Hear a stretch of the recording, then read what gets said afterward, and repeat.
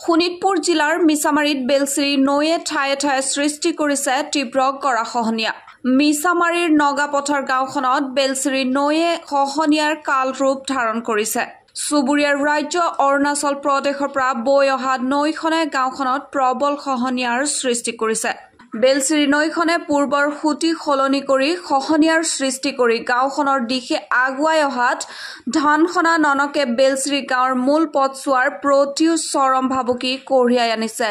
নৈখনত খহনীয়া প্ৰতিৰোধৰ ক্ষেত্ৰত ৰাজ্য চৰকাৰৰ জলসম্পদ বিভাগটোৱে কাণসাৰ নিদিয়াৰ অভিযোগ তুলিছে স্থানীয় ৰাইজে।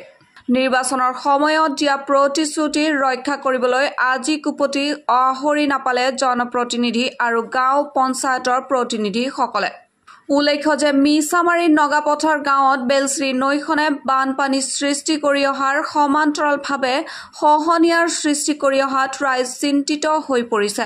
ইতিমধ্যে নৈখনৰ বুকুত বিলীন হৈছে কৃষক ৰাইজৰ শ শ কৃষিভূমি।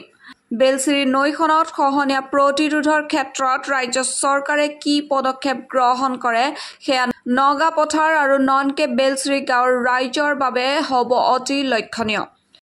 যি চৰকাৰখনক মই আহ্বান জনাম, যেহেতু আমি বছৰে বছৰে ধৰি এইটো আমাৰ সমস্যা হৈ আছে, তো এই সমস্যাৰ লগতে আমাৰ এনেকুৱা হৈছে কৃষিভূমি গৈছে, প্লাছ আমাৰ এখন ৰাস্তা আছে, ইয়াত নদীৰ কাষতে এখন ৰাস্তা আছে, নগাপথাৰ টু NC বেলশ্ৰী যোৱা ৰাস্তা। তাৰ পৰা আমাৰ 300ৰ পৰা 400ৰ অধিক মানে ষ্টুডেণ্ট স্কুললৈ যায়, অহা যোৱা কৰিব নোৱাৰে পানী পৰিলে। আৰু মানে এনেকুৱা হৈ গৈছে মানে মানুহ যেতিয়া মানে গাৰ্জেন আহিব লগা হয় পোৱালীক নিবৰ কাৰণে, কাৰণ নদীটোৰ ভয় হৈ আছে।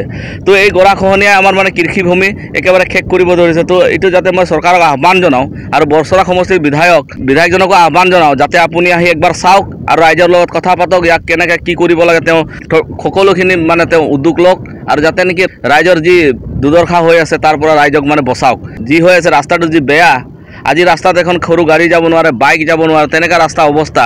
তো আজি 75 বছৰেই পঞ্চায়ত থকাৰ পিছতো আজিলৈকে মানে ইয়াত চেইন কেবেলিঙো নহ'ল, ৰাস্তাটোও নহ'ল। তো আজি মই কওঁ যে ৰাস্তাত যাতে নেকি ৰাস্তাটো হ'ব লাগে আৰু মানে ল'ৰা ছোৱালী অহা যোৱাৰ কাৰণে সুবিধা হ'ব লাগে, এয়ে কওঁ মই চৰকাৰক আহ্বান জনাইছোঁ। গৰাখহনীয়া কবলত পৰিবই, আপোনালোকে চাইছেই, আৰু 10-15 ফুট হ'লে ৰাস্তাত পৰিব। তো এইটো গৰাখহনীয়া কবলত নিশ্চয় পৰিব। নাই, চৰকাৰী বিভাগৰ কৰ্তৃপক্ষক জনোৱা হৈছে, কিন্তু আজিলৈকে মানে তেনেকুৱা আবেদন পত্ৰবিলাক তেনেকৈ থাকি গ'ল।